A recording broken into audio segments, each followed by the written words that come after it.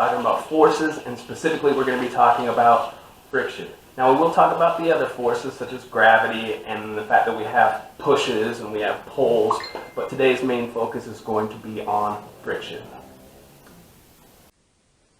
It's time for vocabulary.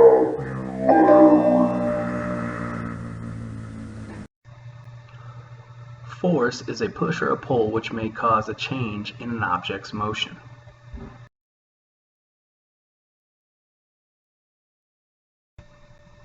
Motion is a change in the position of an object, meaning the object was one place and now it is in another place.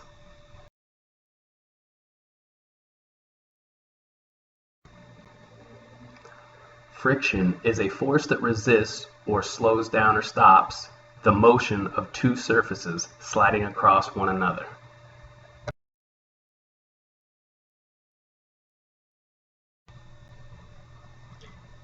Push is a force that, when applied, moves an object away from you. Pull, a force that, when applied, moves an object towards you.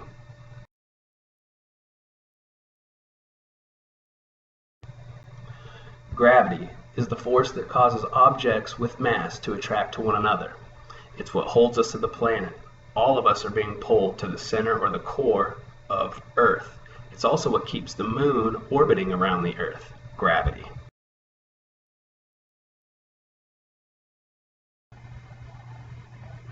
So now I'm going to turn it over to my man Jared so he can do an experiment with you. He's going to go through how friction works and how it reacts with gravity. It's a really interesting video, and it's an experiment that you could probably do at your home with the materials.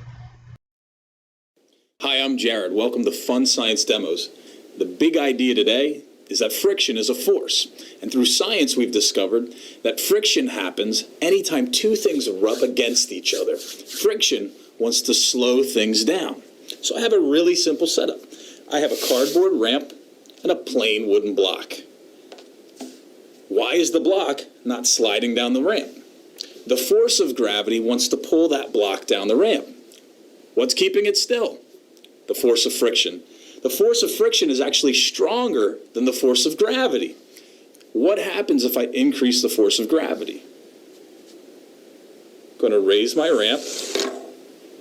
What happened was the force of gravity became stronger than the force of friction. Friction held the block in place. Gravity was just too strong, and it overcame the friction. Now, through science, we've discovered that the force of friction is different with different surfaces. I have a wooden block that's plain and smooth, and the same wooden block, but I've attached a piece of sandpaper, and then another same wooden block, but I've wrapped it in aluminum foil. Now, through science, we've discovered that the friction is different on these different surfaces. Let's check it out. I'm going to slowly raise the ramp. Which block do you think will slide first? Which block do you think will slide last? Friction. Here we go. Now, the trick to make this work is you have to go slowly and steadily. Oh, I see some movement. Wow. The aluminum foil slid first. Which do you think is going to be next? Keep raising the slide. Higher. The plain block went next. You can even see the friction in action here. It's hanging on. It doesn't want to move. The sandpaper goes down. Look at the height of that ramp. Friction in action. Science is so cool. Friction is all around us, not just on sliding boards. Take a look at this. I have two pieces of plastic. I'm going to try and spin both of them. Why did it stop spinning? Well, the friction slowed the block down and stopped it from spinning. Check it out, same block.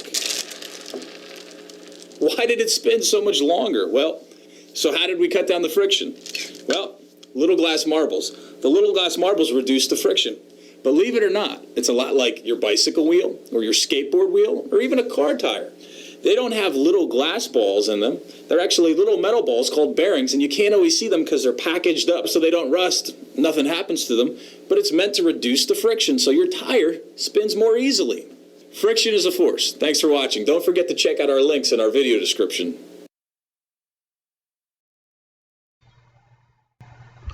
Last but not least, we're going to end the lesson with exit tickets. Lamphere out. And here's our exit ticket. Which of the following is an example of friction? F, an apple falling from a tree. G, a ball slowing down on a carpet. H, a person seeing themselves in the mirror. J, a person pushing a door.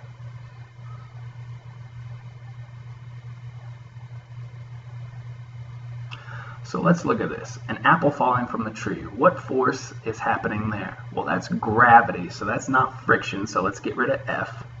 A ball slowing down on the carpet. Well, friction pushes against things, which can cause them to stop or slow down, so let's put G as a possibility.